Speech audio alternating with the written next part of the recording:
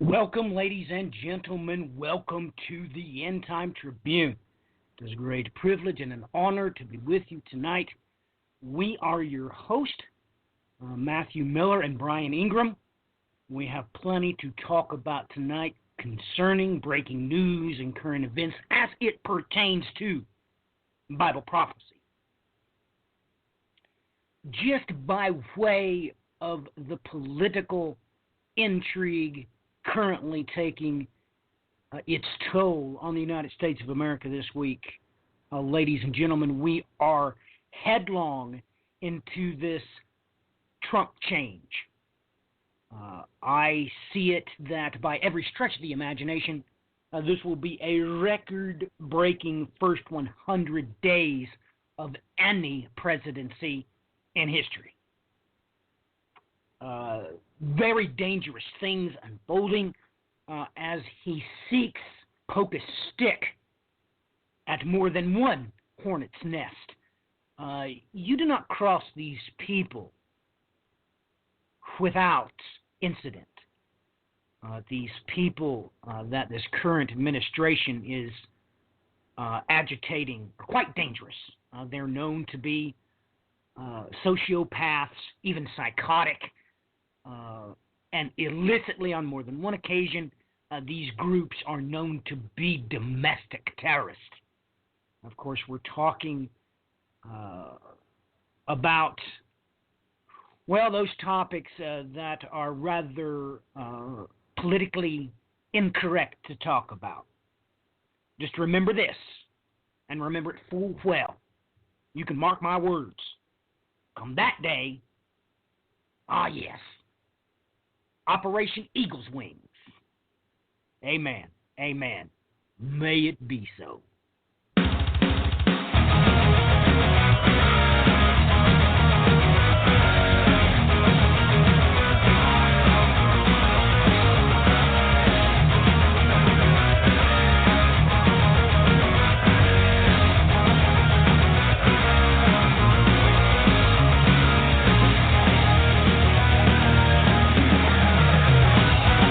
Tears stream down her face onto the cold hospital bed.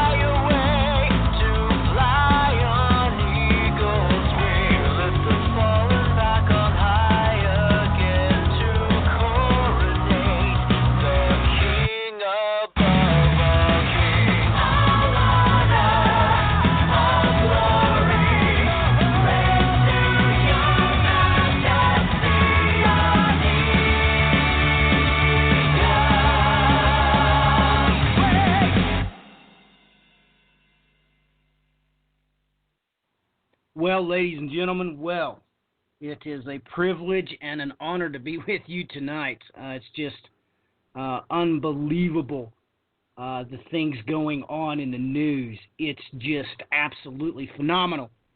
But let us introduce ourselves, shall we? We are your host. I am Matthew Miller. And if you want to know, people have been urgently inquiring as to my bio. I shall make it short, sweet, to the point. I am an isochronal eschatologist. I am a biblical mechanic. I am a celestial seismologist. I am an expert in both the original tongues of the Bible, God's holy word, that being Hebrew and Greek. We're going to talk a little bit about that tonight. I am also an expert in end-time entities. And we're probably going to talk about things that's off the beaten path, so to speak, that you might be familiar with. But take courage. I'm sure that if you do make inquiry as to some of the things that I discuss or Brian discusses, both of us will literally bend over backwards to make sure that you receive some understanding and insight into ways that you might come to the knowledge that we're sharing tonight. So, Brian, why don't you jump here in the saddle and give an introduction to yourself? People have been asking me what degree it is that you have on top of a history degree, and I've been kind of chuckling at that. And others was asking me if you also had degrees in some pseudo sciences. That absolutely amazed me. I didn't know that archaeoastronomy was a degree that could be sought after and obtained, but please jump on in here and give everybody an intro, please. Hello, ladies and gentlemen, and yep, this is your other host, Brian. Degrees. Good grief. I'm really being asked this.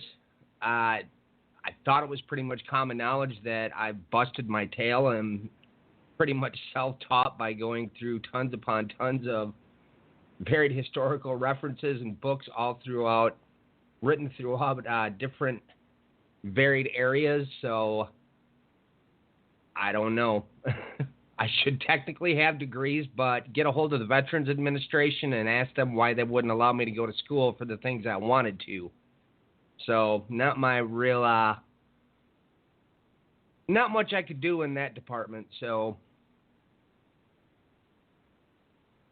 well, we certainly understand the military side of the issues. Make no mistakes. Brian, I want you to lead off tonight. Last couple of episodes, you seem to trump me anyway. Sorry, the pun, ladies and gentlemen, but that is the truth. So let's just get to the plate with what you've been scanning over, what you've seen this week, please. Because we've got so much. And, ladies and gentlemen, Brian and I really do hate to cover these political issues that are at home. We see no benefit to it. We've seen no benefit to it in the past to talk about American issues. But ladies and gentlemen, I think that Brian and I are being pushed to do this because this current administration has done so much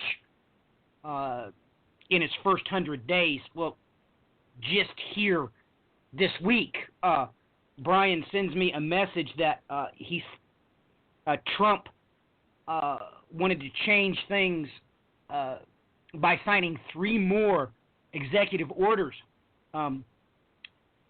One just astounds me. He signed an executive order prohibiting the very people that he has appointed to post from conducting,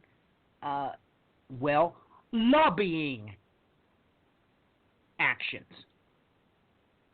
Next, he certainly got the military involved with passing a National Security Council executive order. And, of course, the executive order on how the military planned to defeat, Isis, the bride of the Assyrian himself, prophetically speaking. Absolutely amazing. But Bri, jump in here and let us know what has caught your attention here as of late. Well, in the course of the last week, as Matthew just pointed out, he's gone on a scramble of signing just one presidential order after another, some of these being executive orders, some of them being statements, varying odds and ends. I've been watching from day one. I knew to watch from day one. And as Matthew put up, we usually don't like to cover United States politics, but this is the only thing flooding the news, and rightfully so, because a lot of these activities have many in the international community kind of concerned. We had two different things happen with the UN in the last week. Now, there was a bill that was pushed through the Senate, and I don't know if this is true. Somebody claimed that bill's been put into the Senate before. I've never personally watched the varied bills put into the Senate, so I don't know this. But nonetheless, the bill stating that we basically American Sovereignty Act for United States to leave the UN, which is setting us up to be in the perfect position for future events. With that in mind, on top of it now, a new appointee to the UN, which has no prior political background whatsoever, had been sent into the UN this week and already started basically acting like a bull in a china shop. And pretty much stating, we're coming in and we're taking names, and on down the line here. Not exactly in a very positive light. And all of this was concerning things that have been going on with legislation that has been passed concerning Israel. And now, basically, nonstop moves have been being made by this administration to pretty much block any negative legislation that's put in concerning Israel. And that's not that I'm saying there's a problem with that, but as far as looking at the international stage, that is problematic from the standpoint that it is going to get to the point where it's going to so thoroughly tick off all the other nations that there's going to be repercussions. Now, ironically enough, in the midst of all this, and it was a very peculiar number, but I want people to think in reverse order here when you hear this. Housing projects started again in, I can't remember if it was Eastern or Western Jerusalem, for 153 new homes to be built. Now, everybody, your memory should automatically be going to 153 fish in the net. Yet, let I remind everybody, there's a mirror to that one. States first, I'm going to send out fishers, then hunters. So that caught my attention quite quickly. Now, within the course of the last few days, and I haven't had time to go over these three new ones that were passed today, these three new bills, which it's rather shocking that they were put through on a Saturday, for Pete's sakes. But nonetheless, I guess that's irrelevant at this point. We also had the one that went into effect that was banning any of the refugees that were coming in. But folks, if you took note of the majority of the nations listed on that ban list, these were nations and are nations that we have been actively bombing. How many people have you heard bring up the fact that we're bombing Yemen and Sudan? And can I ask why? But notoriously missing from those lists was anybody that this new president has been doing business with, which makes you kind of scratch your head just a little bit. We had the law that he was promising to build a wall, and you must have fallen on your head quite a few times if you somehow came into the thought form that Mexico was going to agree to pay for that wall. Not rocket science here. So his response was to turn around and add a 20% tariff tax on anything coming from Mexico. I mean, this list just keeps going and going and going, for Pete's sakes. And the entire, anywhere you look in the news right now, it is flooded non-stop with this garbage. And it's to the point that you have to basically dig to try to find anything else that's going on anywhere in the world. No doubt to that. No doubt to that, Bri. Oh my goodness. How do I want to start this? Because we got a very important question that needs to be addressed. And of course, somebody the other day sent me an inquiry. What was Brian talking about? The Palachette. And he had spelled it wrong. And I was just like, well, we need to ask Brian. We need to put that to him.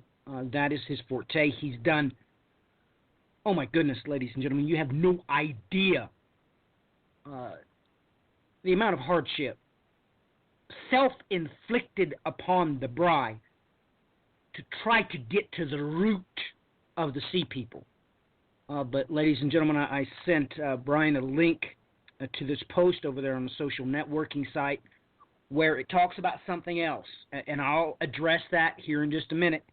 I have to answer somebody's question. Of course, our dear sister Jennifer had jumped in there and tried to explain, because somebody on the social networking site, one of my friends, put this into what I was talking about. He said, I still don't know what that means. So Jennifer helped us out. But this is the more important issue at hand, ladies and gentlemen. Brian, can you please help us to understand who the Philistines are? Do they have anything to do with the Palestinians? And does this have anything to do with what academia has dubbed the Palachette? These pictures, of course, when you see the sea people in these headdresses in the archaeological finds. We cannot deny this, ladies and gentlemen. They're right there staring us in the face. So, Brian, can you please bring us up to speed on the difference therein? Are the Palestinians the Philistines? Because we have some things about Bible prophecy and alphanumerics that I need to address, but this is a more important issue that people figure out. Are they supposed to hate the Palestinians because they're the Philistines and they are the Palachette? Please help us out with this, Bri, because, ladies and gentlemen, I'm going to stand right where Brian directs us to stand, and let me say that. Let me say us. Whatever it is that Brian sets into stone as to where our feet is going to stand, that's where you're going to find me standing. So it's good that this question came up with this Palachette, not the Palachette. Don't misspell it, because then you won't be able to find it in your searches, ladies and gentlemen. Academia, they call this the P-E-L-E-S-E-T, the Palachette. So, Brian, please bring us up to speed on these issues.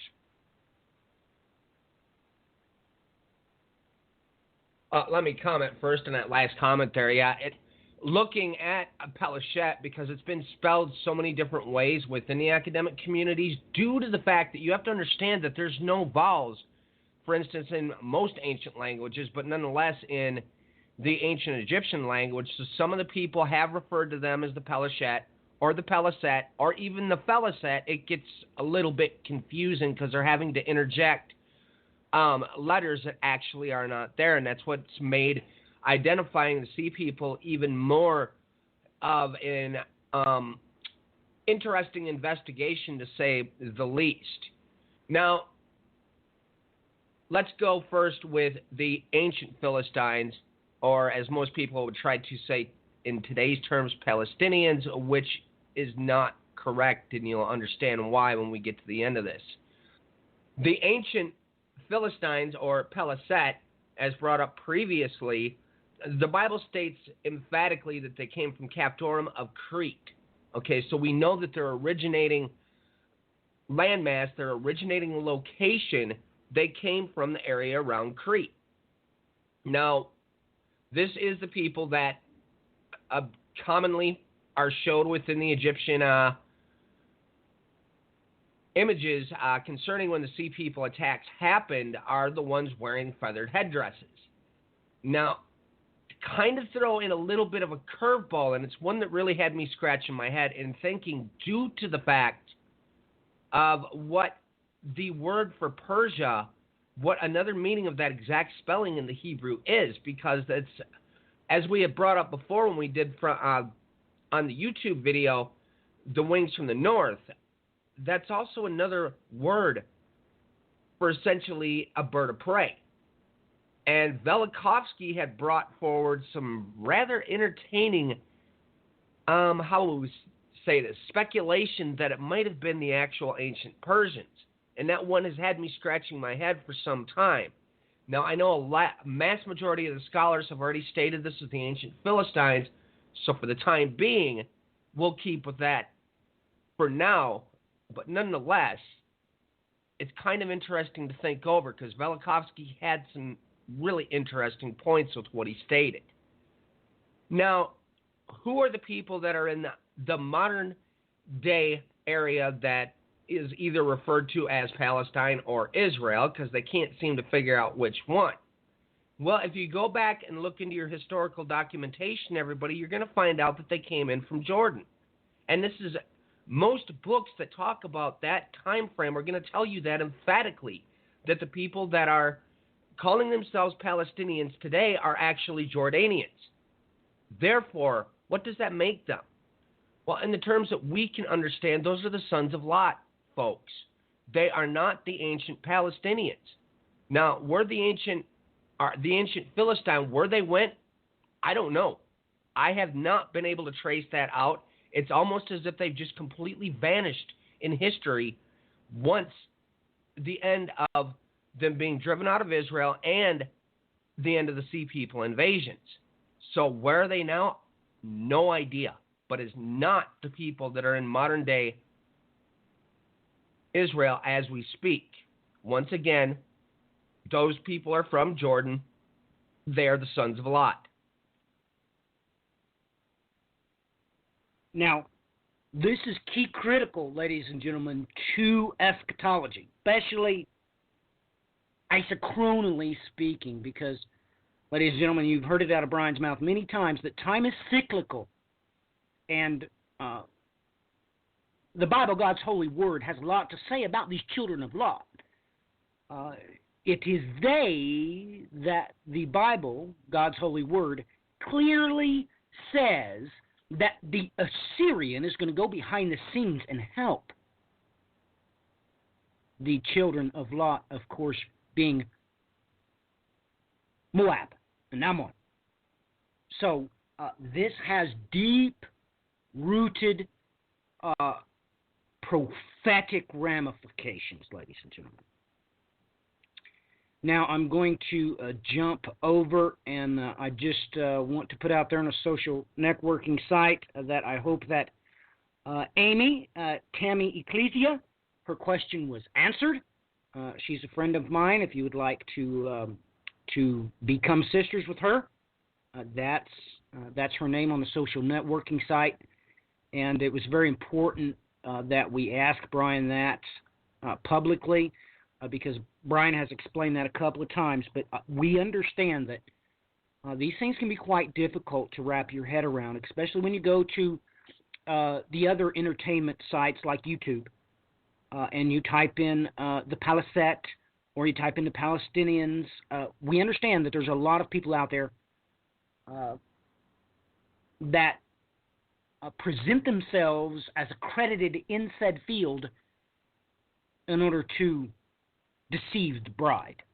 So it's very important that we keep our mind on that woman, and she has to prepare her garments. She has to make her garments white. And Amy, Tammy, Ecclesia can certainly help you out in that matter. So she has learned this before, but obviously got a little bit confused. And like I said, this poor person that's not a part of our inner circle, so to speak, being the Ecclesia on the social networking site, whenever they sent me that question, and I realized they had misspelled it wrong. They thought that Brian and I were, making stuff up. No, not at all. It's just that, as Brian pointed out, they misspell it, they turn it around, they turn it upside down, then they paint it a different color, and then they put wallpaper over top of that. So it's very important that we understand that these people, no matter who they are today, they are nothing more than attached via puppet strings to the Assyrian himself, the false prophet that will rise, and that may very well be at work behind the scenes even as we speak. So, ladies and gentlemen, let me address the other question that was a part of this post. This is what I posted as a riddle, so to speak, on the social networking site. I said, why would the Lord our God place the equation for the year 5777 exactly 50 times in the Masoretic text? Of course, we had some very good comments by Rob Hall. I hope you don't mind us mentioning that. Of course, it is a good light. And Carol Risch as well. But more to the point, we had a friend there that said they didn't understand. They give some very, very, very good affable numerical equations. They had either come to their own conclusion or had heard somewhere else that we were actually in the year 6168. But my comments confused him. He didn't understand what I was saying. And, of course, Jennifer, our dear sister, helped us out and helped him to understand what we were talking about. But this is very important, ladies and gentlemen, that you understand that when you read the Bible, God's holy word, as God spoke it, they didn't have numbers back then. This is very confounding to Americans, or all of us in the West, because even upon our keyboards, we don't type out TWO, THREE. We use numerals, okay? We use the 1 or the 2 or the 3. Hebrew and Greek never had those. It was always used by the Lord your God because it was always an alphanumerical language. And a very simple definition for that is this. It's not just a letter you're reading. It's also a number. And God, through the book of Ezekiel, he taught us that sometimes he uses a standard measuring rod, and there are other times when he uses a royal measuring rod or measuring standard, and some translations has reed, which adds, of course, a digit of incrementation to that number. Now, Hebrew does this by using the 5 final forms. Those 5 final letters, numerical value. And the same, of course, with the Greek. You all know this from the book of Revelation, the infamous 666. If you look at that, it's written in the royal count. You're forced to look at it because there he, of course, uses the final sigma, not the regular sigma. He uses the final sigma. And in the royal count, that is reduced. It's just the exact opposite as the Hebrew. You should immediately realize why. Because, well, Greek is actually even written in the opposite direction as Hebrew. So you should see that should come naturally to you. This is why. This is part and parcel with the importance of understanding why it is that even the alphanumerics from the count to the royal count is exactly inverted from Hebrew to Greek. That was the only way God could put this much information with what comes out of his mouth into the Bible, his holy word. So with this in mind, we need to take a serious look at the verse in question, ladies and gentlemen, because this year, when you look at the phrase here in Amos, the 1st chapter in the 8th verse, it has within it the year we are presently in. That is, on the Hebrew calendar, it's the year 5777. That equation is in this verse. And ladies and gentlemen, from the very beginning of the election, the inauguration of our current executive in chief, he has been poking a stick at Palestinians. So when you take a deep breath and realize that this is what the Lord our God says about such things, and implementing this into his holy word, it's absolutely amazing. But I'm going to read this out of the literal translation written by Green. I strongly suggest that you get it for the simple fact that the New Testament is, of course, a translation from the Edita Regia. It's very important that you understand this, and when you search it, there was some consternation with how he named this. He named it the KJ3, and he shouldn't have, because he realized that the Edita Regia was, in fact, the correct, uncorrupted Greek manuscript. But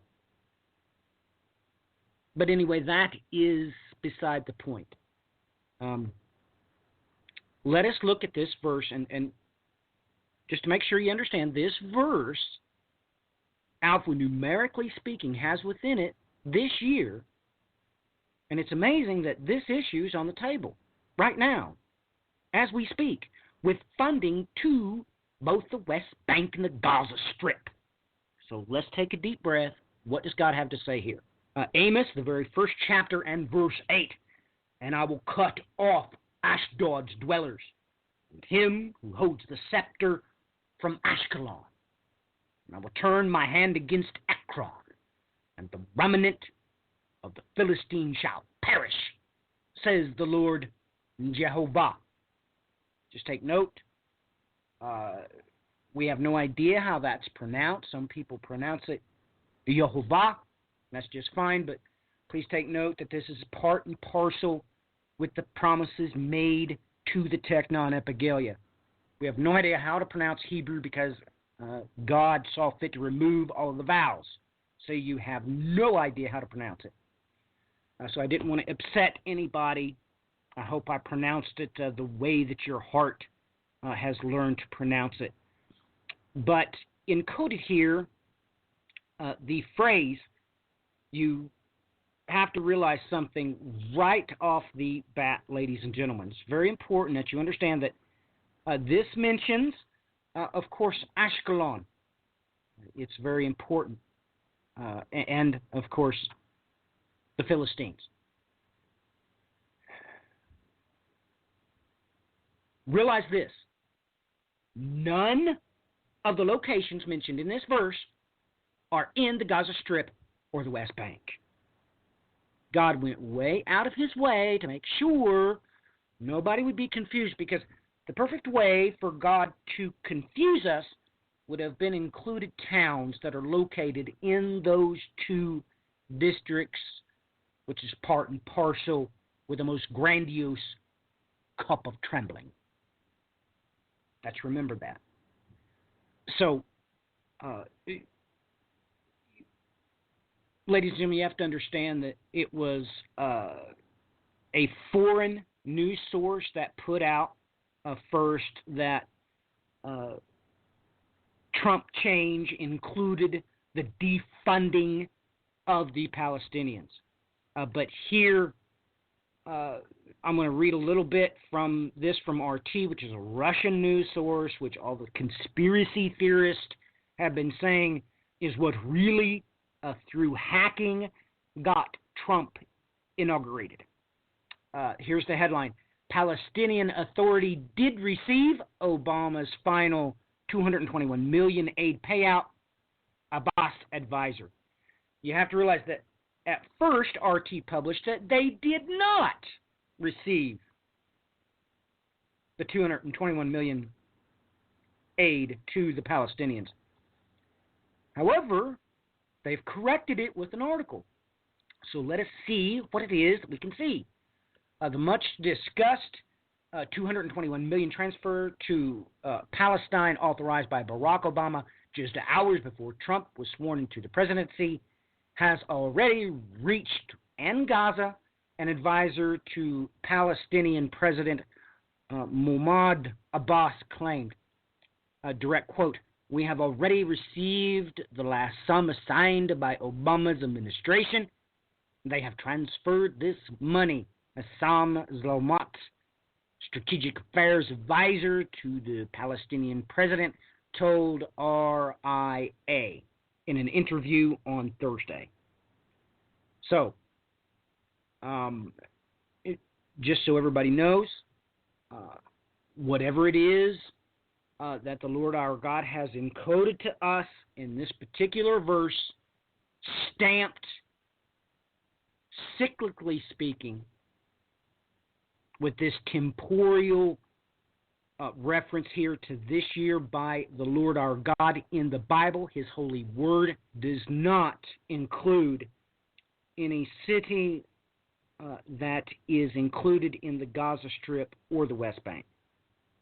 But that being said, ladies and gentlemen, you can expect something. And you can expect something grandiose. It's just amazing that, Brian, I hate talking about this and we're being forced to, ladies and gentlemen, because he's provoking all the wrong people. You do not poke a stick into the hornet's nest that is inhabited by the tree huggers. It's a matter of public fact. They have performed acts of terrorism domestically. Ladies and gentlemen, you do not defund the people who take vacuum cleaners and suck out their own babies from their own wombs without repercussion. There will be violence. You do not think that you can, just by fiat, pass executive orders authorizing both pipelines that are currently, or was at least, being protested by camps, especially those that were being directed by the American Indian councils. You don't do that without repercussions. Of course, those that are in the alternative gender field, from what I've read, they are very afraid that he's going to go to work on them next, and I fully expect that to be the case. But, ladies and gentlemen, I don't know how to avoid this. I don't know how to get around it, ladies and gentlemen, because this is real. I mean, this is what happened, okay? Trump's new envoy to the United Nations told them that we are taking names of the allies not backing the U.S. Ladies and gentlemen, you do not threaten the United Nations. You just don't. You don't do it.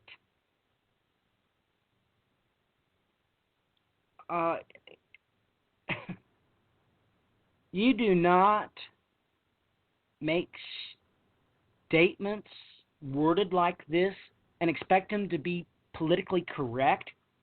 And I quote, "for those that don't have our back."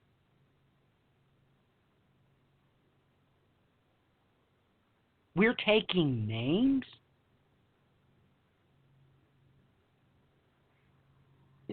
Ladies and gentlemen, that is an overtly and obviously a threat. Let me read the whole exact quote. "For those that don't have our back, we're taking names. We will make points to respond to that accordingly." Bri, that's a threat. That's a threat even on the street. Even gangbangers know that. That's a threat. Your thoughts on that? Your thoughts on because it's my personal feeling, Brian, everything that he signed so far, everything that he said so far, is forcing us down the bottleneck of the rise of nationalism. And then he threatens our allies. Please, your thoughts on this. Maybe you got a different take on it, but I just can't believe that this new envoy worded it like that, Bride. That's what a gangbanger would say, right? Or am I wrong? Your thoughts, please. In a roundabout way, pretty much. I mean, and this we stated this before.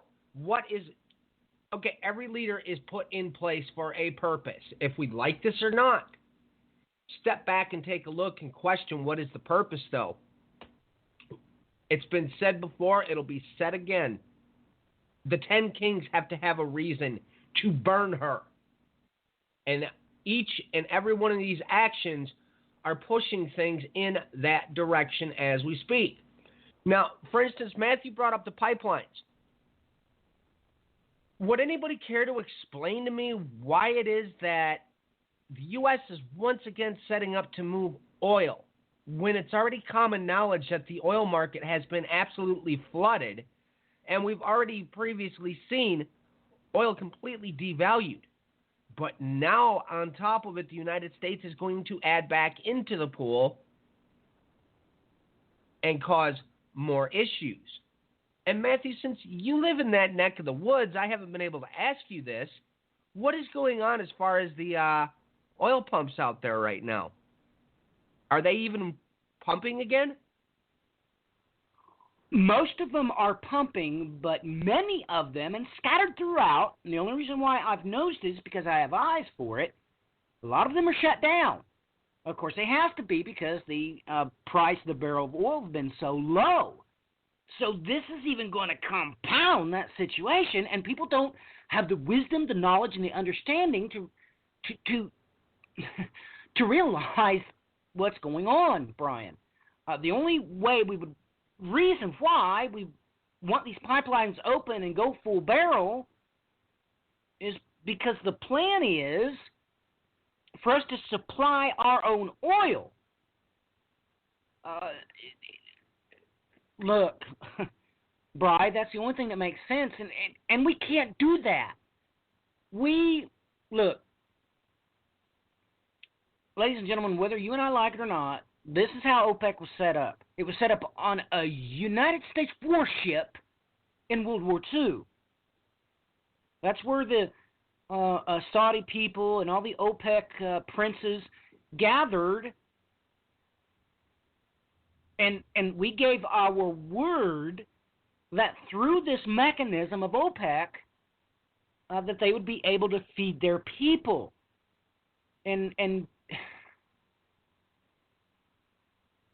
ladies and gentlemen, I hope that you remember that the people in Saudi Arabia, they're not a part of the House of Saud. Oh, for God's sakes, they're just people. Most of them are just people. And most of them cannot ever know or learn about the machination of salvation. Because if they talk about Him, if they mention the Lord Jesus Christ, they will lose their heads. So, with this in mind, ladies and gentlemen, I hope you appreciate the answer that I gave to Brian.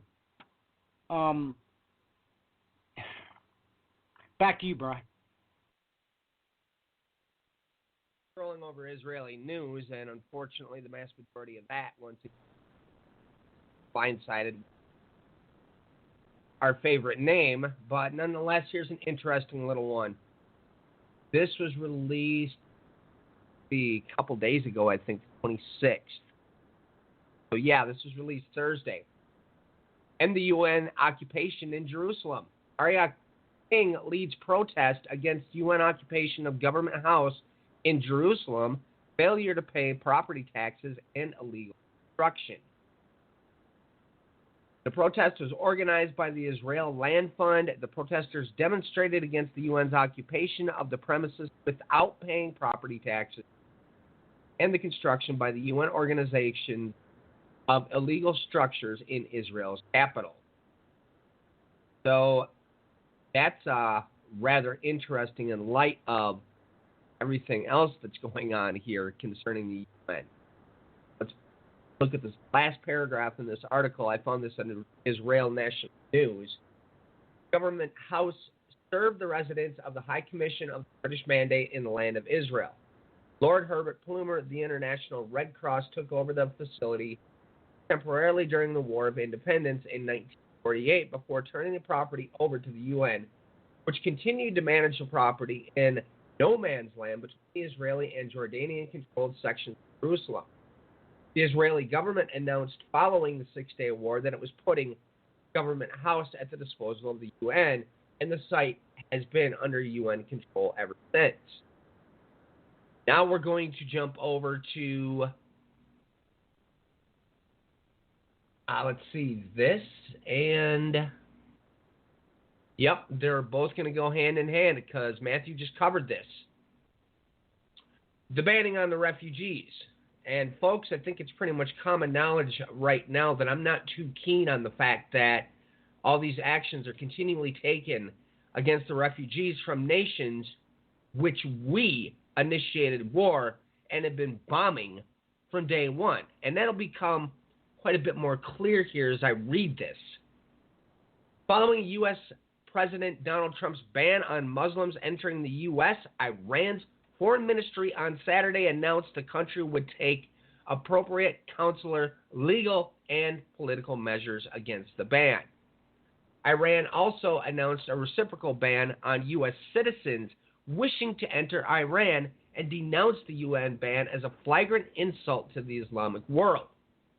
The new ban applies to all persons wishing to enter the United States from Iran, Iraq, Libya, Somalia, Sudan, Syria, and Yemen. I'm going to stop there again. Let me repeat.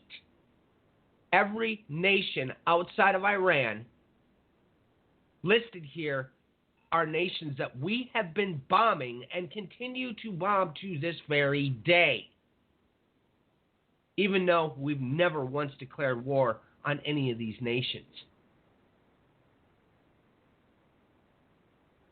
Let's see here. Let me move forward. Okay, the nations listed for an initial and extendable period of 90 days. It also suspends the U.S. refugee admission program for 120 days until it can be reinstated for those nationals of countries who can be properly vetted. Under the new policy, Syrian refugees are banned indefinitely from entering the U.S. However, none of the countries from which the 9/11 terrorists came are included in Trump's ban. Wonder how many people noticed that. The United States government decision to restrict Muslims traveling to America through for a temporary 3-month period is a flagrant insult to the world of Islam and the great Iranian nation in particular, read an Iranian statement. The measure, unlike claims to counter terrorism and preserve the security of the American nation, will go down in history as a great gift to radicals. Anybody catch that? Sounds to me like somebody has going to make a repercussive measure.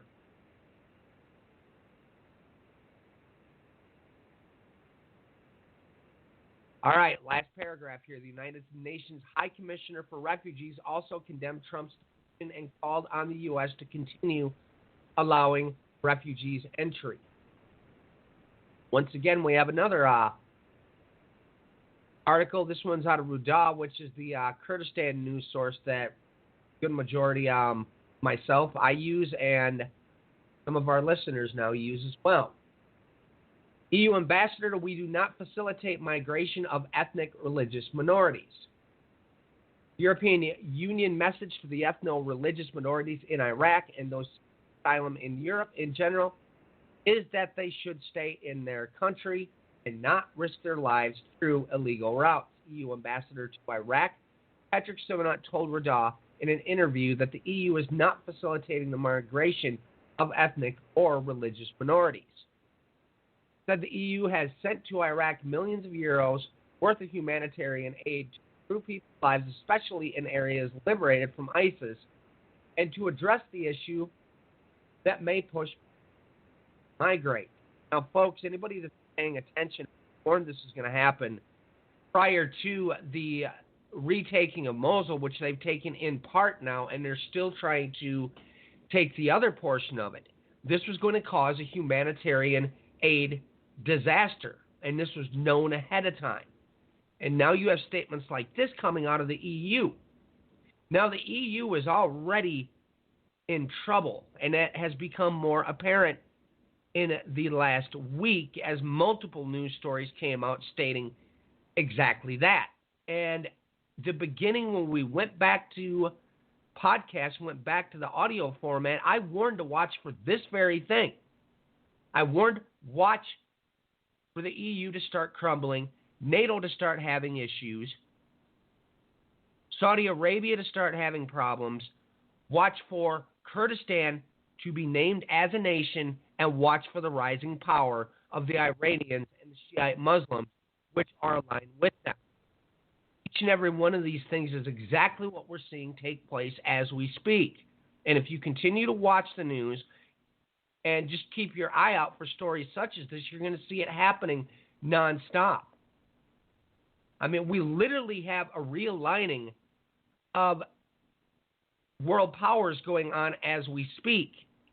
And maybe that should make more sense in light of why we see this nation suddenly making all these new alliances.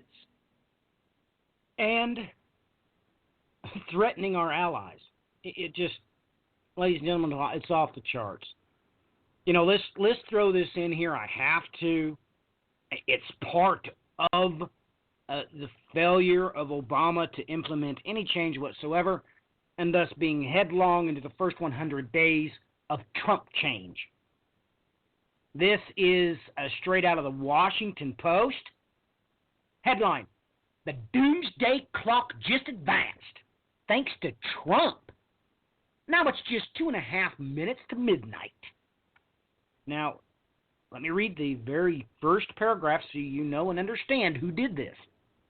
Now it's 2.5 minutes to midnight according to the Bulletin of Atomic Scientists, which warned Thursday that the end of humanity may be near.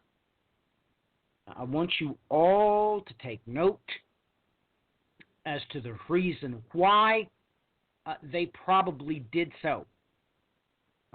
You, of course, heard the Brian and I speak about isochronal eschatology. I think it was last week. I was very excited that Peter Turkin had finally made it into mainstream news in this window of opportunity promoting cleodynamics. Because what that is, ladies and gentlemen, is Prof. Turkin has come up with a mathematical way to detect time being cyclical. This is why, and Brian and I shared that article with you, if not last week, I think it might have been the week before that. That's why the doomsday clock has been set forward. It's got nothing to do with Trump. Just the mainstream media wanted you to think that. And you have to admit the Washington Post is as mainstream news as you can get. So let me read just a little bit about this article.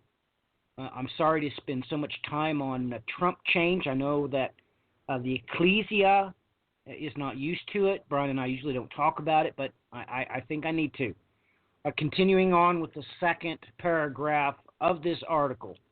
The group behind the famed doomsday clock announced at a news conference that it was adjusting the countdown to the end of it all by moving the hands 30 seconds closer to midnight, the closest the clock has been to doomsday since 1953, after the United States tested its first thermonuclear device, followed months later by the Soviet Union's hydrogen bomb test. It announced that the doomsday clock was moving 30 seconds closer to the end of humanity. The group noted in 2016 the global security landscape darkened as the international community failed to come effectively to grips with humanity's most pressing existential threats: nuclear weapons and climate change. But the organization also cited the election of President Trump in changing the symbolic clocks. Direct quote, making matters worse, the United States now has a president who has promised to impede progress of these fronts. Theoretical physicist Lawrence M. Krauss, now isn't that an interesting name, and retired Navy Rear Admiral David Tiddley wrote in a New York Times op-ed on behalf of the Bulletin of Atomic Scientists, never before has the Bulletin decided to advance the clock largely because of the statements of a single person. But when that person is the new president of the United States, his words matter. David Tiddley from the Bulletin of Atomic Scientists said the Trump administration needs to state clearly and unequivocally that it accepts climate change caused by human activity as reality.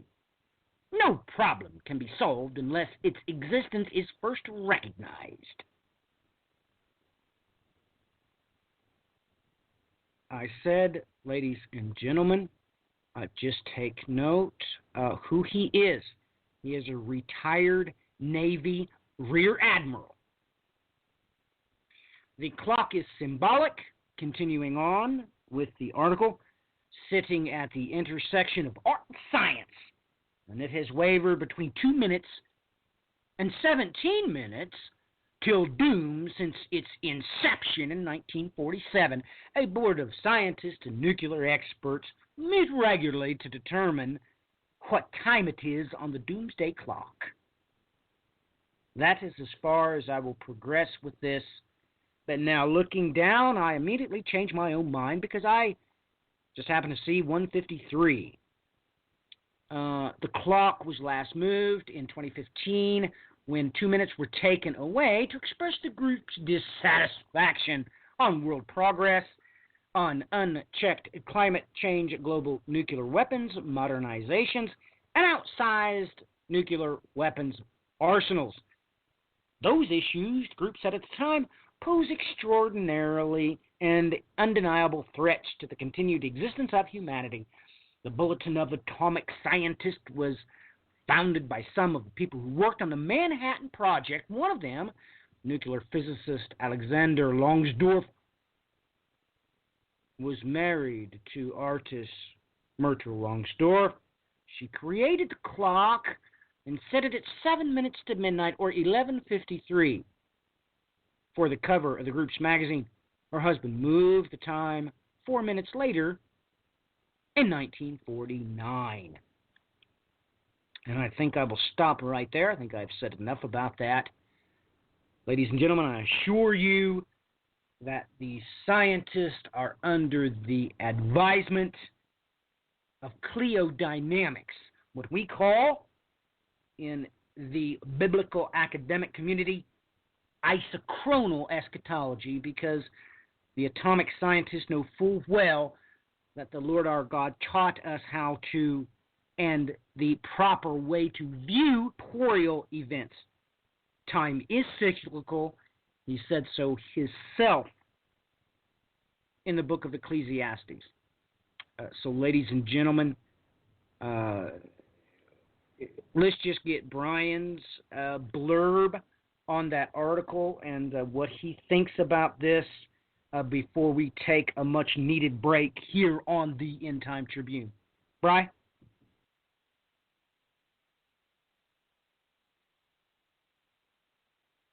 Personally, I kind of think that was a given that they were going to launch that article at some point here. And, I find it surprising because I know some people were pointing their fingers due to the fact where, you said the different sources were also pointing at the new Trump presidency.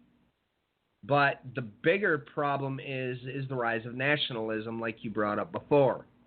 And there's been several warnings. Even one came out of the Pope's mouth earlier in the week about the warning of Hitler-type leaders coming to the forefront. And I know this stirred up a lot of controversy amongst many, but essentially, as some friends of ours had even broke it down further to state flat out, it's just anybody that is coming to the table that has hatred for another, whatever it may be, for a religion, sexual preferences, anything different, etc.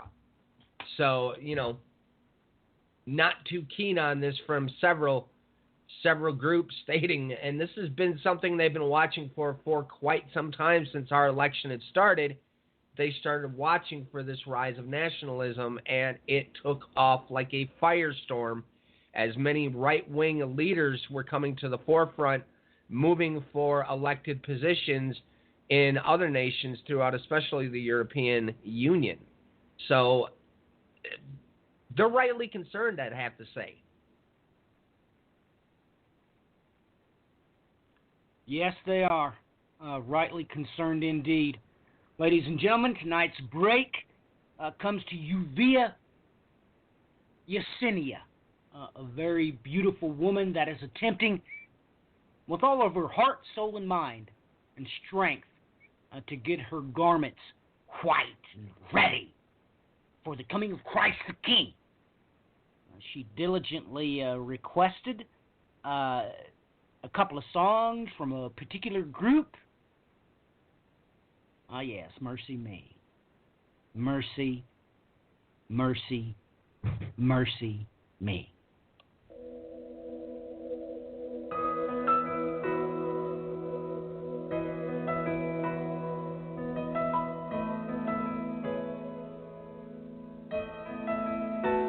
I can only imagine what it will be like when I walk by your side.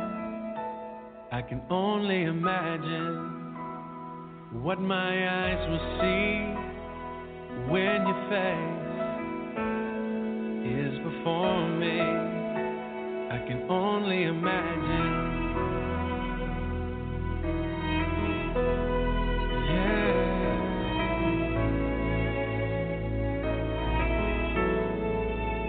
Surrounded by your glory, what will my heart feel? Will I dance for you, Jesus, or in awe of you be still? Will I stand in your presence, or to my knees will I fall? Will I sing hallelujah? Will I be able to speak at all? I can only imagine. I can only imagine. I can only imagine when that day comes and I find myself standing in the sun. I can only imagine when all I would do is forever worship you. I can only imagine, yeah. I can only imagine.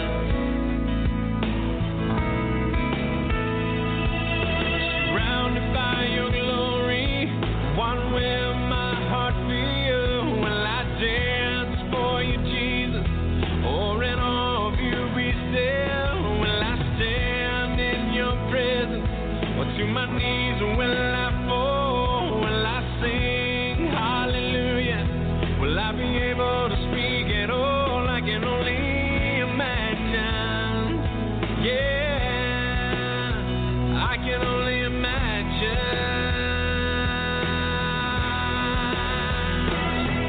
Surrounded by your glory, what will my heart feel? Will I dance for you, Jesus, or in awe of you be still? Will I stand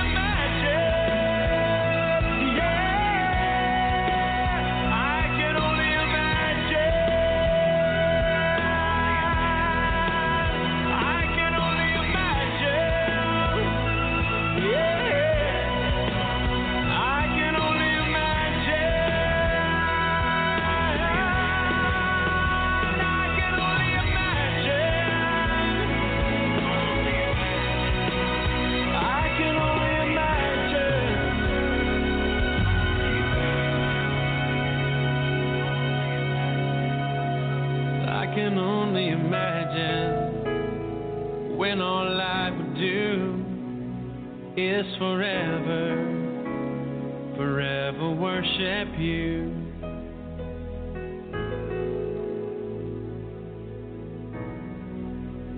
I can only imagine. You are listening to the End Time Tribune. Come and see.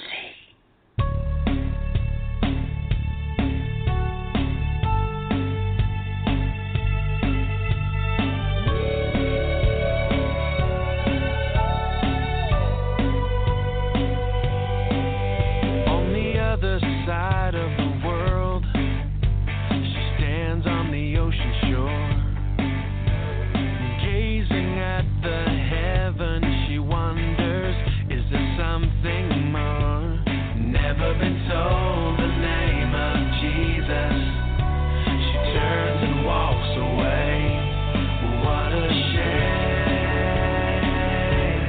Oh yeah. Just across the street in your hometown, leaving from his 9 to 5.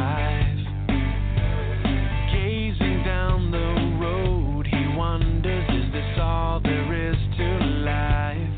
Never been told the name of Jesus. He continues on his way. What a shame. Oh yeah. Whom shall I send? Who will go for me to the ends of the earth? Who will rise up for their King? Here am I, send me. Here am I, send me.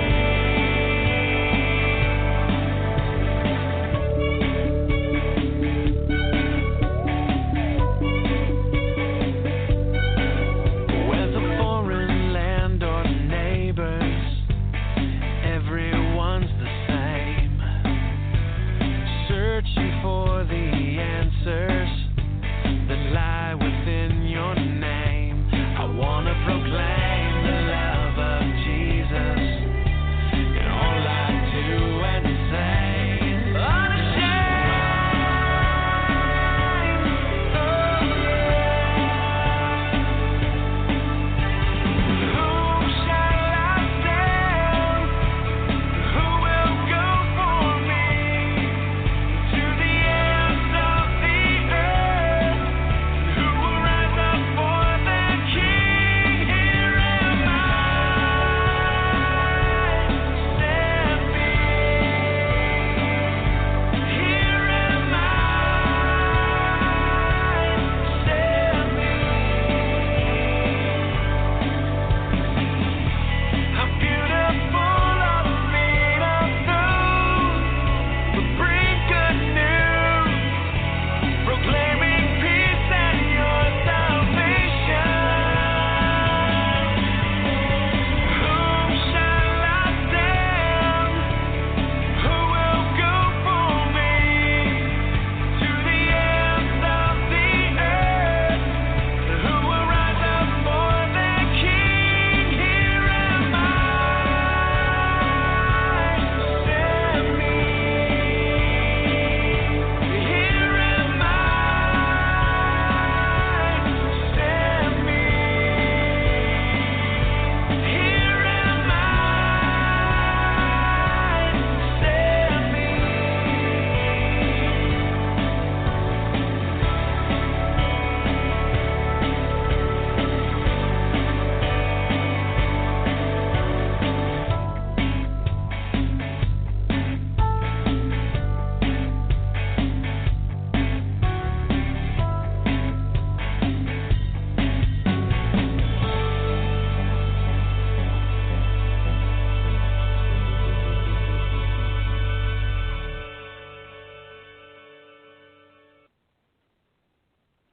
Welcome back, ladies and gentlemen. Welcome back to the End Time Tribune.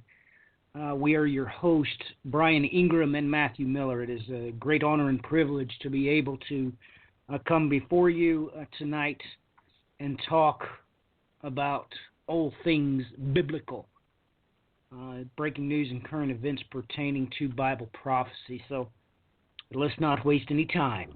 Let's get right back in it. We've had some things over the past week that are just quite literally off the charts as far as I am concerned, ladies and gentlemen. This is right off of the UN.org website. UN News, Mongolia. Lethal livestock plague now hitting endangered antelope, warns UN agency. This is published the 27th of January, 2017. It's just off the charts. Said that 10% of this particular subspecies of Saiga antelopes population have been found dead. Ladies and gentlemen, this is catastrophic. To this already endangered antelope. Just quite literally off the charts. Ladies and gentlemen, here we have, this was published in the dailymail.co.uk. Mysterious dolphin deaths continue as 3 wash up on British beach. This mysterious mini epidemic of dolphin deaths has continued as the mutilated bodies of 3 more have been found washed up on a Cornish beach. The comment from the investigating officer said that sadly all deceased as investigations start into how the dolphins ended up here, and it gives a warning to disturbing content. The mysterious mini epidemic of dolphin deaths has continued as the mutilated bodies of 3 more have been found washed up on a Cornish beach. Cornwall Wildlife Trust is urging people to report any beached marine animals they find as they try to discover the threats to the species. It comes less than a fortnight after 10 dead dolphins were found on the shores in the West Country in as many days, prompting fears among conservationists over the exact cause. Ladies and gentlemen, these things just continue and continue and continue. This straight out of ABC2news.com. Neighbors upset over fish kill in Bird River. A neighborhood still cleaning up the mess. This is in White Marsh, Maryland. Neighbors are still cleaning up fish along Bird River after a fish kill in December. Now they're concerned about what's causing the mass die-off in the present tense. Take note, in the present tense. I don't remember fish kills like we've been having lately. Now, ladies and gentlemen, this is just off the charts. The fish kill in December affected about 6,000 freshwater fish, many of which are still lying around the Laureley Beach community. The smell is terrible. And then the visual, too, of the buzzards doing the cleanup with their job. Nobody likes seeing that. It's disgusting.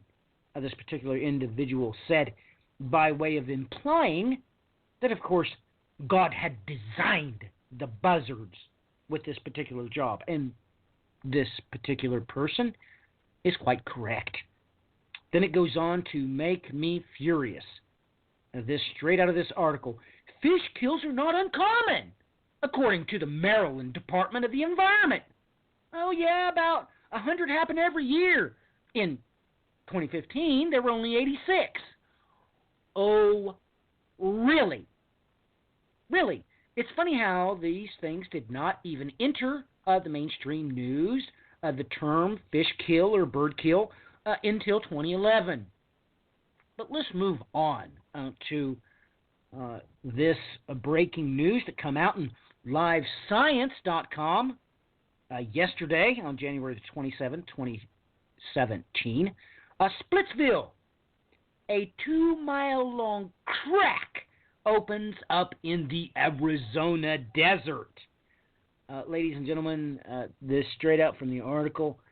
A gaping 2-mile-long crack has opened in the barren earth in Arizona, and it will likely continue to grow, geologists say.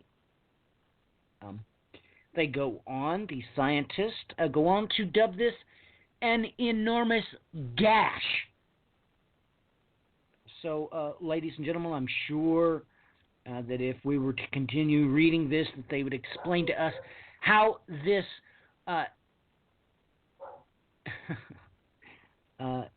this crack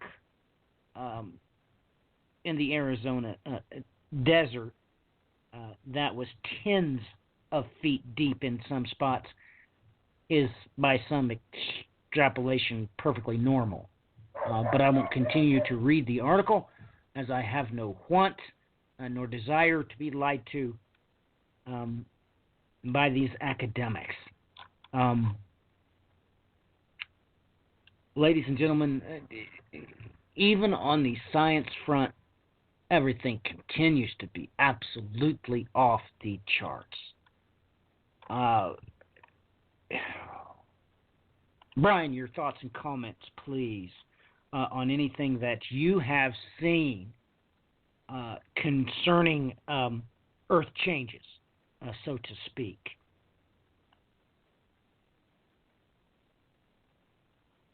Well, I mean, as you pointed out, a mass majority of these fish kills are varied animal kills, as a matter of fact. And again, anything that uses some sort of magnetic navigational technique, I guess, I don't know what word to use there on that one, seems to be the main targets, which tells me that obviously the magnetic field is in major disarray, which we've known for quite some time. We've had several major volcanoes go off in this last week. Yeah, I saw that one too that you just sent me there, Matthew. Scientists unveil a new form of matter-time crystals. Yep, and another one here that you posted throughout the week. Diamond Vice turns hydrogen metal 80-year quest, which is rather interesting. And now that the metal even comes up, there was reports, I believe it was coming out of Russia, that they devised some kind of metal for their tanks that is, what would you state for this? Not quite destroyable, which, if that really is the case, that's kind of rather frightening, having a tank on the battlefield that can't be stopped by anything. Had tons of sinkholes have been opening up all over the place. Great big cracks showed up in the desert in one spot. The weather's still in complete disarray, as many of the western part of this nation are finding out as they're getting pounded by snow. Welcome to my reality, folks. It's about time, but I guess that's kind of an underhanded, not so nice statement. The weather's in complete disarray here. The planet still continues to have its massive changes. We've had massive earthquakes again and again and again throughout the week. So I guess let Matthew touch on anything if he wants to point out some stuff on these two articles. I haven't really had time to look them over extensively yet, so. Yeah, Brian, it would be my pleasure to. I was hoping that you had already read them, but I guess not. But, ladies and gentlemen, Diamond Vice turns hydrogen into a metal, potentially ending 80-year quest. Last October, Harvard University physicist Isaac Silvera invited a few colleagues to stop by his lab to glimpse something that may not exist anywhere else in the universe. Word got around, and the next morning there was a line. Throughout the day, hundreds filed in to peer through the benchtop microscope at a reddish-silver dot trapped between two diamond tips.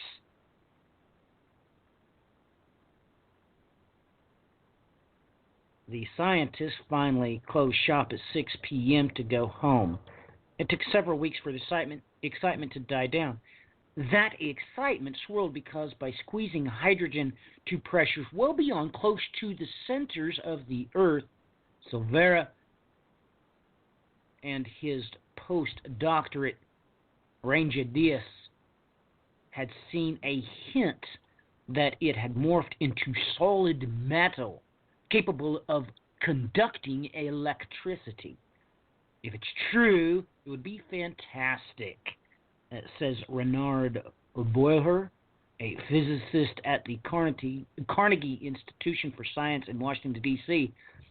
This is something we as a community have been pushing to see for decades. Oh, ladies and gentlemen. The feat reported online this week in Science is more than an oddity. Solid metallic hydrogen is thought to be a superconductor, able to conduct electricity without resistance. It may even be mestatable, meaning that like diamond, it is formed at high pressures. The metallic hydrogen would maintain its state and even its superconductivity once brought back to room temperatures and pressures. Ladies and gentlemen, I'm emotionally distraught because I have to say things that I have to say. But let me read just a little bit more.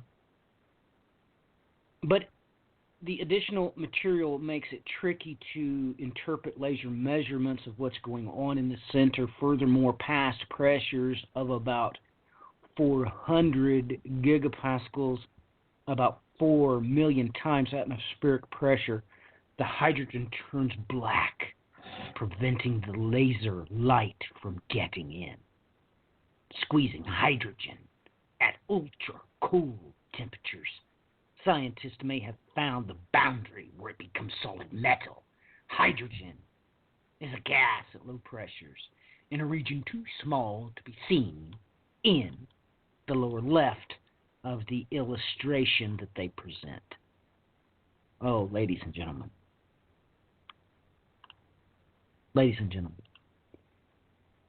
You who are in the ecclesia have heard me mention many times about what is locking the shaft of the abyss.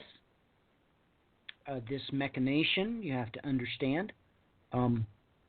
We create a magnetic field that is exactly 24.3 degrees off of the celestial magnetic field provided by, of course, the heart of our solar system, the sun.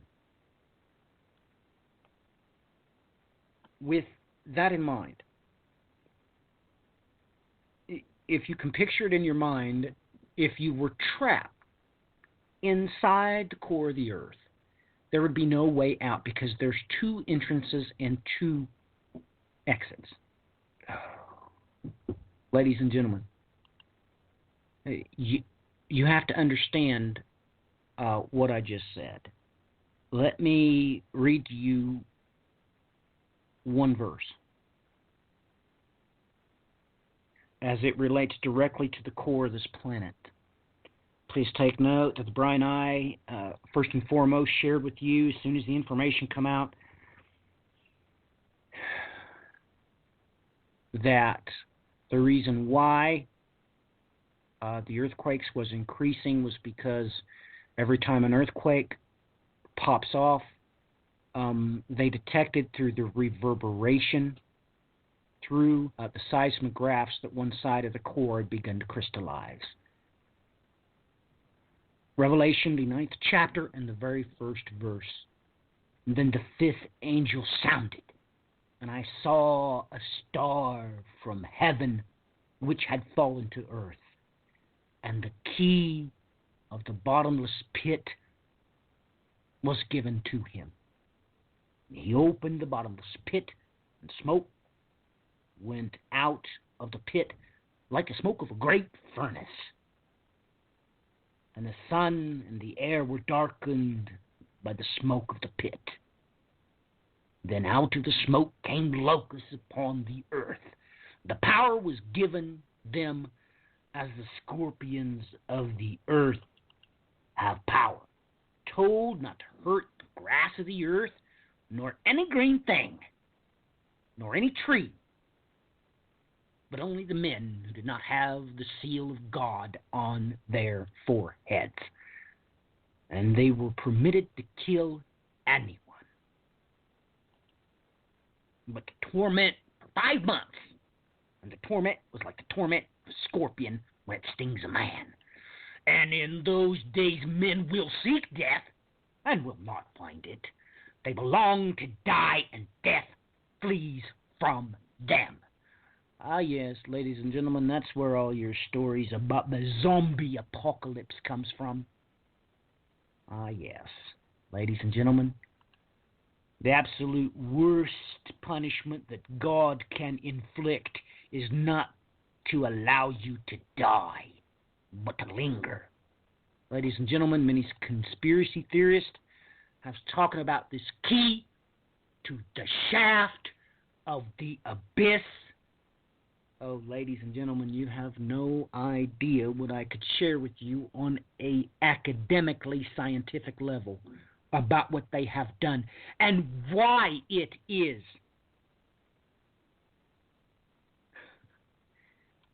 that they have been speculating about the superconductive state of hydrogen 50 years ago. Ladies and gentlemen, this is real. This is live. This is local. And this is late breaking. This is why in 1935, Princeton University physicists predicted that beyond 25 GPa, the non-conductive solid hydrogen would become metallic. Experimentalists passed that threshold decades ago with no sign of solid metal, because they had no way to achieve those pressures until somebody thought up the idea, I know how to do it, let us do it with temperature. Oh my goodness, ladies and gentlemen. Now they have a way to conduct a drill bit that can penetrate into the abyss.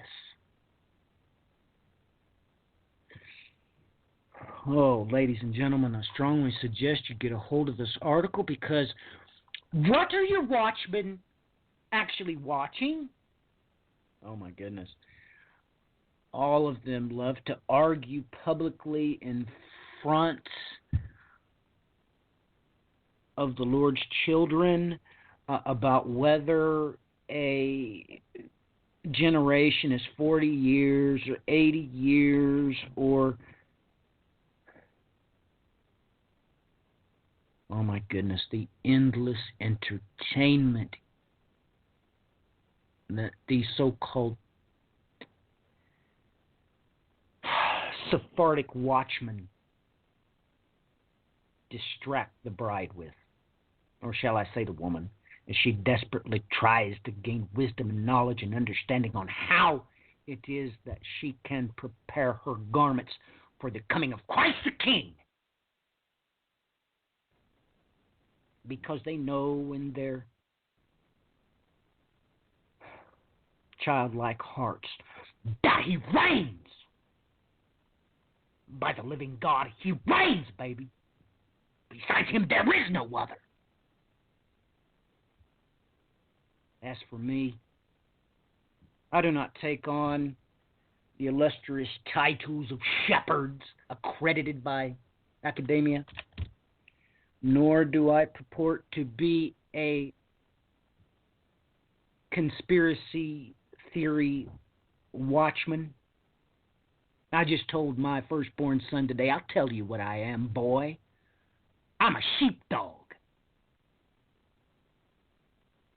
That's the best I can do. Well, ladies and gentlemen, please do your research. By all means, research the Bakken and what depths they have plunged to. Of course, the problem is that they have reached a maximum depth that they can with their drill bits. And then they have to explosively frack their way through the foundation of the Lord our God's footstool. Ladies and gentlemen. Brian, your thoughts, please, before I get too emotionally worked up about this article, and your thoughts on what I read. I would hope that you've had time to read this and realize that I have no idea what you were talking about, this tank that's supposed to be unpenetrable. I've never heard of this article. You seem to have trumped me again. I don't see how it could be physically possible that this armored vehicle could overcome white phosphorus, especially at high velocity. But, oh my goodness, perhaps they've told us this way too late. The Russians have already been forging with this metallic hydrogen, and perhaps there is no way to overcome it. Brian, your thoughts, please. Well, I think that's going to be one we're going to see in the days ahead here, trying to figure out if this is the case. And I mean, in light of that, and I want to thank Deb for catching a few of these articles. We had one of these popped out of the Independent this week. Mikhail Gorbachev says it looks like the world is preparing for war. Soviet Union's final leader says NATO and Russian forces at point-blank range. And if people have been paying attention to this, NATO has been pretty much had an extensive buildup all around the Russian border. And there's tanks that have been placed all over the place throughout. I know that there's some in Germany. I think there's some up in Poland. They've been moving a lot of these tanks right up there, right up on the border. And so NATO is still moving forward to take action against Russia. And I would have to say that most of this is in part due to Ukraine. And this was the one that Deb caught earlier this week that really hit me sideways. Julia Tymoshenko to visit the U.S. on working visit from January 29th until February 4th. And if people remember, or those that are unfamiliar, she was basically the initiating factor that started the Ukrainian crisis in the first place. And she's had her hands deep into causing mass amounts of chaos and using some very dark means to go about this. And that's where I'm going to jump over to the next section because, folks, if you paid attention to the Ukraine crisis when it was happening, massive amounts of Blackwater forces, which are United States mercenary forces that were created, mind you, by the Crusader Dominionist right-wing aligned groups. And, folks, do yourself a favor. Type in Eric Prince, who is the founder of Blackwater, and then type in Trump into the news because it's everywhere. Domestic conspiracy that gave Trump the election is in plain sight. Here's another headline. Trump education nominee Betsy DeVos lied to the Senate. Now, who is Betsy DeVos? This is Eric Prince's sister, already in the Trump administration. Boss of security firm backed by China gets Trump inauguration invite amid speculation about links. And it's already been proven on top of it that he is advising Trump from behind the scenes. Notorious mercenary Eric Prince is advising Trump from the shadows. And he's going on to basically, he wants to reinitiate the CIA assassin ring that operated during the Vietnam War for use against ISIS. Let's see, what else do we got here? Blackwater founder Eric Prince, the brother of Betsy DeVos, is secretly advising Trump again. Notorious Eric Prince set to make a comeback under Trump. Eric Prince's mercenaries are bombing Libya. All right, folks. Do I still have that one up? All right, in the executive order that was released today, I'm just going to throw this off of memory. Basically, what was stated in there is that they could take illegal actions against ISIS that are not approved by the international community. Now we can understand why that was written into that bill, because he's blatantly telling you we are going to be using these mercenary forces. Now, it's almost in hindsight that I had wished that we had covered more extensively the threat of these crusaders taking over the United States government, because they have gone and done this, folks, as we speak. And this should have been covered a long time ago, and unfortunately now it's a little too late, because now we're dealing with them in broad daylight. I mean, explain to me. Please get back to me and explain to me, why is it that the Crusader Dominionists needed their own private military force? Amen. Amen. Oh, my goodness. Ladies and gentlemen, just what Brian had just come out of his mouth. Oh, my gosh. If you only knew, if you only understood. Let me put this in, ladies and gentlemen. Someone is in the chat room that is unfamiliar to me, publicly, so to speak. They made a comment about 2 Thessalonians chapter 2, 4th verse. I just put in a link to the image that will help them understand that very same verse in the Greco Bible source code. Me and Brian is going to address the topic as lightheartedly as we can. Someone asked me just exactly what Operation Eagle's Wings was. We had no idea what that is. So we're going to take a quick break, play this song. It is a parody, of course, and I found it rather quite humorous. I think Brian is going to get a kick out of it. But after the break, I've explained this so many different ways that we're just going to take a pause from my ramblings. We're going to let Brian answer this very important question. We've only got 18 minutes left, and that should be able to do it. But I'm not trying to upset anybody with this song, but it really is quite humorous and really quite truthful. So please do enjoy as soon as we get back. Our resident expert, Brian Ingram, shall explain to us what Operation Eagle's Wings means biblically. So, like I said, please don't get offended at the song, but it really is quite humorous, and it's just a parody. I mean absolutely nothing by it.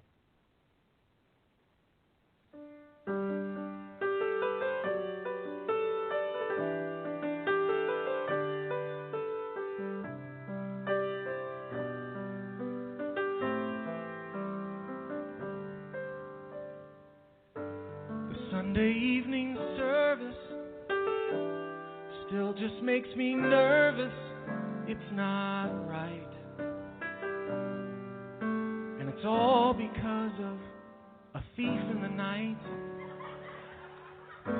It was this Christian movie they would show, I think, when pastors really didn't know what to preach. Or maybe Revelation was just a beast to teach. And then there came along this Larry Norman song, and as the credits rolled, I was traumatized at 8 years old. Two men walking up a hill, one disappears and one's left standing still. I wish we'd all been ready. Now I know it sounds insane, but in my adolescent brain at rapture's date, it seems that folks would be leaving at a 50-50 rate. So if I was with a person who wasn't quite as good a Christian, it was clear that I'd be raptured and they would be left here. But if I was with my mother, my sisters, or my brother, I knew without a doubt that they'd be taken and I would be left out. Man and wife asleep in bed, she hears a noise and turns her head, he's gone. I wish we'd all been ready. Now there's a real good reason not to marry someone better than you are. That's plain to see. But I married up, so it's too late for me. And so the thought occurs inside my head every night when we get into bed. Will I awake to find her body gone and her clothes all laid out straight? 'Cause that's the way it happened in those films. I guess you're naked when the Lord returns. It makes me quite self-conscious, and to be honest, just a little bit nauseous. There's no time to change your mind. The sun has come and you've been left behind. Now there's that little phrase that brought us Tim LaHaye and Jerry Jenkins. Their books brought that rapture back into my postmodern thinking. I thought I'd pushed aside that childhood terrified by the last days. I have to say, it's like I'm trapped inside an eschatological maze. Is it pre-trib, or post-trib, or premillennial, post-millennial, amillennial, pan-millennial, preterist, or vegan? And what if I'm wrong? But if I want to believe in a holy sovereign king, is it just a cop-out to believe that he has control of things? Tom, the time is now at hand. I hope that you can help me understand. I think I might be ready. We've braved the lions, we've seen the signs. Now what does Daniel say about end times?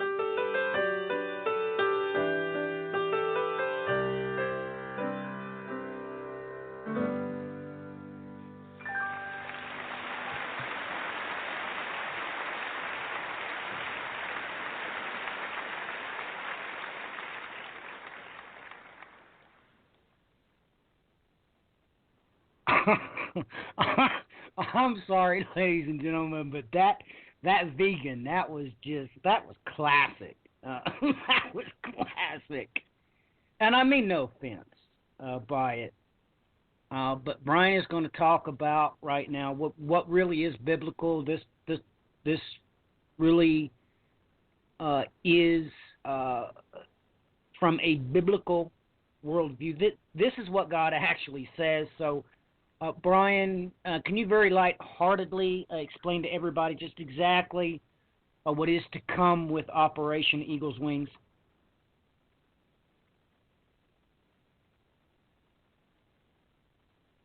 Yes, indeed. I think it's important this is addressed anyways,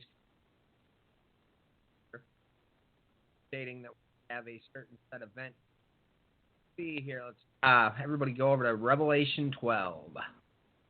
And a great sign appeared in heaven, a woman clothed with the sun, with the moon under her feet, and on her head a crown of 12 stars. She was pregnant and crying out in birth pains, agony of giving birth, and another sign appeared in heaven. Behold, a great dragon with 7 heads. On his head 7 diadems, tail swept down a third of the stars of heaven and the earth.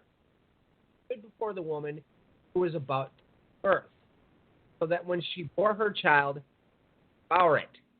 She gave birth to a male child, one who was to rule all the nations with a rod of iron. But her child was caught up to God and to his throne. And that's the verse they're using in defense of what they're saying is going to happen in September. And the woman fled into the wilderness where she has a place prepared by God in which she is to be nourished for 1,260 days. Now a war arose in heaven, Michael and his angels fighting against the dragon, and the dragon and his angels fought back. But he was defeated, and there was no longer any place for them in heaven. And the great dragon was thrown down, that ancient serpent who was called the devil and Satan, the deceiver of the whole world. He was thrown down to earth, and his angels were thrown down with him. And I heard a loud voice in heaven saying, now is the salvation and the power and the kingdom of our God and the authority of his Christ have come. For the accuser of our brothers has been thrown down, who accuses them day and night before our God. And they have conquered him by the blood of the Lamb and by the word of their testimony, for they love their lives, not their lives even unto death. Now everybody take note of verse 11 and remember that. Therefore rejoice, O heavens, and you who dwell in them, but woe to you, O earth and sea, for the devil has come down to you in great wrath, because he knows that his time is short. And when the dragon saw that he had been thrown down to the earth, he pursued the woman who had given birth to the male child. But the woman was given the 2 wings of the great eagle, so that she might fly from the serpent into the wilderness, to the place where she is to be nourished for a time, and times, and half a time. The serpent poured water like a river out of his mouth after the woman to sweep her away with a flood. But the earth came to the help of the woman, and the earth opened its mouth and swallowed the river that the dragon has poured from his mouth. Then the dragon became furious with the woman and went off to make war on the rest of her offspring, on those who keep the commandments of God and hold to the testimony of Jesus. And he stood on the sand of the sea. Now remember, everybody, I said notice 11 and 17. Okay, 11. Conquered him by the blood of the Lamb and by the word of their testimony, for they love not their lives even unto death. Now we have a second group named in verse 17. Dragon became furious, the woman, and went off to make war on the rest of her offspring, on those who can keep the commandments of God and hold to the testimony of Jesus, and he stood on the sand of the sea. Now, there seemed to be great controversy concerning a question that was asked on the social networks, well, who is the woman? Folks, verse 17 tells you plainly, quite plainly, the dragon became furious with the woman and went off to make war on the rest of her offspring. Who are the rest of her offspring? Those who keep the commandments of God and hold to the testimony of Jesus. So now you already plainly had the woman identified. You know, and I saw comments that, well, that doesn't have anything to do with the church, when verse 17 is quite plain that it does. Which means what? The woman is going to be taken to a place that has been prepared for her. And as Matthew brought up, Operation Eagle Wings, it's right here. But this is not what they are teaching you in the Timothy LaHaye aligned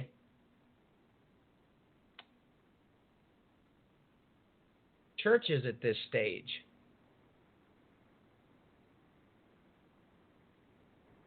Well, ladies and gentlemen, there you have it. in. Yeah, ladies and gentlemen, let's just remember that this is an isochronal event. This has happened before. This is why God tells us how we are to view end times events. He tells us quite plainly that the Maya actually had it right. Time is cyclical. He says it with his own mouth repeatedly in the book of Ecclesiastes, ladies and gentlemen. But we have to take note there in verse 14, but the 2 wings of a great eagle were given to the woman. Let's take note, this is an isochronal event. Exodus 19 and verse 4. You yourselves have seen what I did to the Egyptians, and how I bore you on eagle's wings and brought you to myself. In the past tense, of course. Deuteronomy chapter 32 and verse 11. Like an eagle that stirs up its nest, that hovers over its young, he spread his wings and caught them. He carried them on his pinions. Making himself perfectly clear, this event happened in the past. But take note of what the Lord our God puts in the future tense as he described to his servant Isaiah in the 40th chapter and the 31st verse. Yet those who wait for the Lord will gain new strength. They will mount up with wings like eagles. They will run and not get tired. They will walk and will not. This is true. God was telling us the truth that there is nothing new under the heavens. It is true when he told us that he chases after that which has been. It is true what he told us about the end being declared from the beginning. That's what he meant. This is the whole purpose, of course. When you look at Job, the 42nd, the 41st chapters of the book of Job, temporally, you begin to understand what he was doing. When you're able to see, how deep and how wide and the breadth of the Bible, God's holy word, actually is. So there is the facts of the matter, ladies and gentlemen. And we're coming up on 3 minutes to the end of the broadcast. And I hope that you enjoyed all the news that the Bri and I have covered. I'm sorry that Brian was cutting out a little bit there at the end. It's all right. We're used to the shenanigans that seem to plague us, but take note, they cannot end us, as the Bri and I will live forever.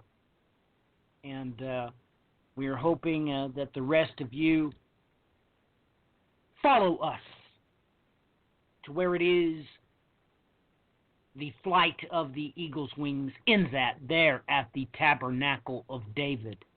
Please look that up and get familiar with it.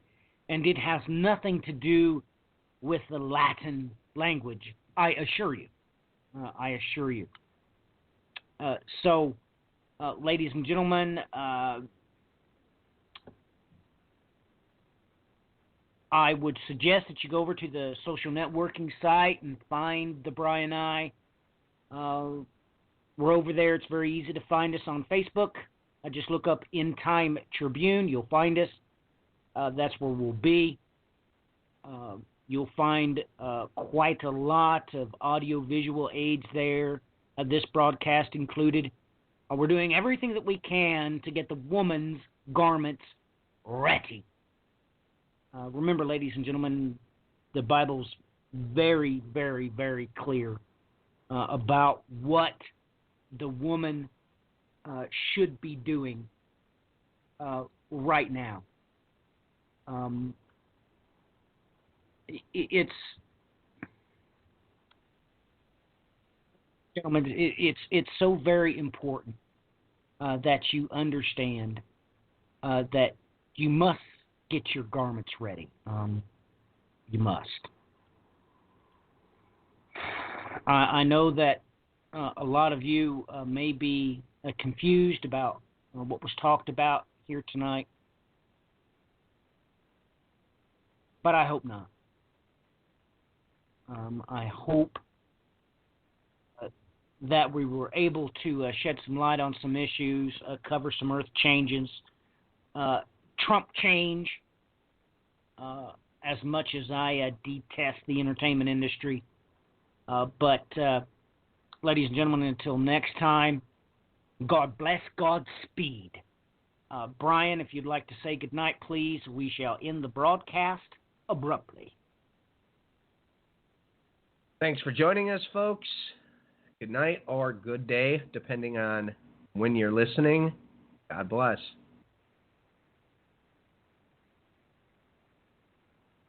All right, ladies and gentlemen, that is the it. We're down to the last 7 seconds. Until next time, God bless.